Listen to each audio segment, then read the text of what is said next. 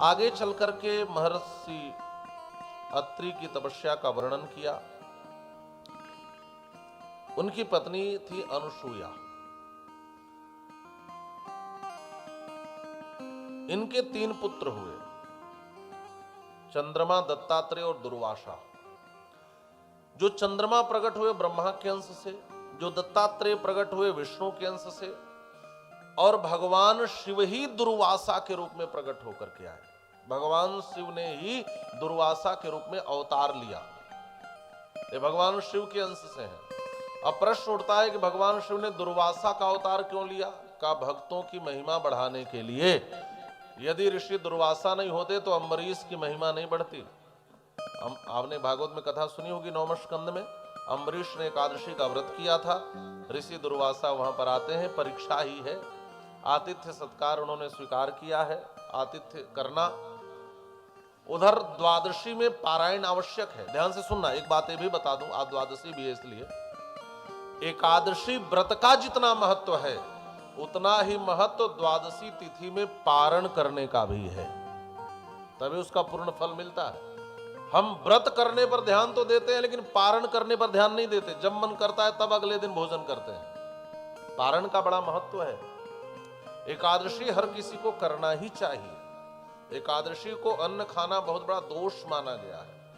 और संसार के जितने व्रत उपवास आदि हैं सब सांसारिक कामना को पूर्ण करने वाले हैं।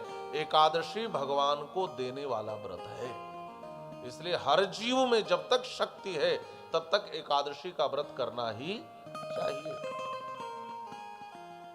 आजकल तो ऐसे ऐसे लोग व्रत करते हैं। मैं गांव का नाम नहीं बताऊंगा, राजस्थान के ही एक गांव में मैं गया था, तो वहां किसी ने बताया कि महाराज जी पूरे गांव के लोग एकादशी का व्रत करते हैं। हमने कहा वाह, बहुत कम ऐसे गांव होंगे जहां सारे गांव के लोग एकादशी का व्रत करते हो। और जैसे 12 बजे सबके घर भोजन बनना शुरू हो गया तो हमने पूछा है किस प्रकार का व्रत है?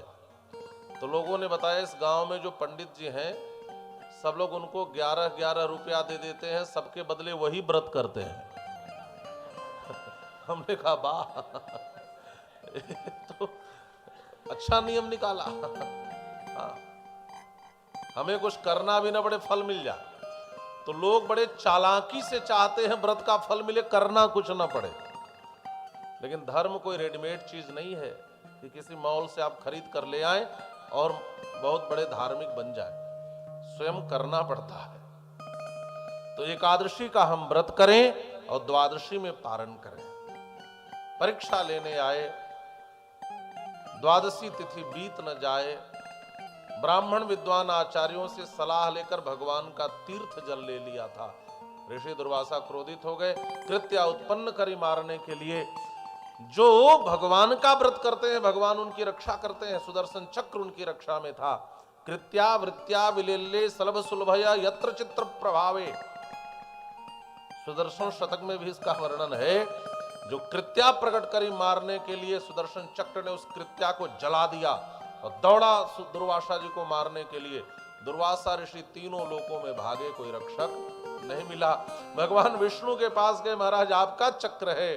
भगवान विष्णु ने कहा मेरा अपराध किए होते महाराज तो चक्र को रोक लेता, लेकिन अहम भक्त पराधीनो ह्यस्वतंत्र इव द्विजः, मैं तो भक्त के पराधीन हूं। इसलिए कोई बचा सकता है तो मात्र अम्बरीश, और कोई बचा नहीं सकता। फिर ऋषि दुर्वासा भागे भागे अम्बरीश के पास आए, चरण में गिरने जा रहे थे, उसके पहले राजा अम्बरीश इनके चरणों में गिर पड़े। नहीं महाराज नहीं, ये तो बहुत बड़ा अपराध हो जाएगा, मैं सुदर्शन चक्र को रोकता हूं। और बड़ी सुंदर प्रार्थना करी है। सौदर्शन्युज्जिहाना दृश्य विदिस्तिरस्कृत्य सावित्रमर्चि बाह्या बाह्यांधकार क्षत जगद गदंकार भूमना स्वधामना दो खर्जो दूर गर्जत दिबुधुर्बुधु कंठ वैकल्य कल्या ज्वाला जाज्वल्यमाना वितरतु भवताम विप्सया भिप्सितानि। हे चक्रराज आप शीतल हो जाओ, आप दुर्वासा जी पर जो क्रोध किए हो उसे छोड़ दो। और जब इस प्रार्थना को सुना तो प्रार्थना सुन करके और सुदर्शन चक्र शांत हो गए। इस प्रकार से भगवान शिव दुर्वासा के रूप में अम्बरीश को महान बना दिए। बात समझ में आ रही? ये अवतार दूसरे को महान बनाने के लिए है। दुर्वासा जी का जो क्रोध है ना वो तो दिखावे का है।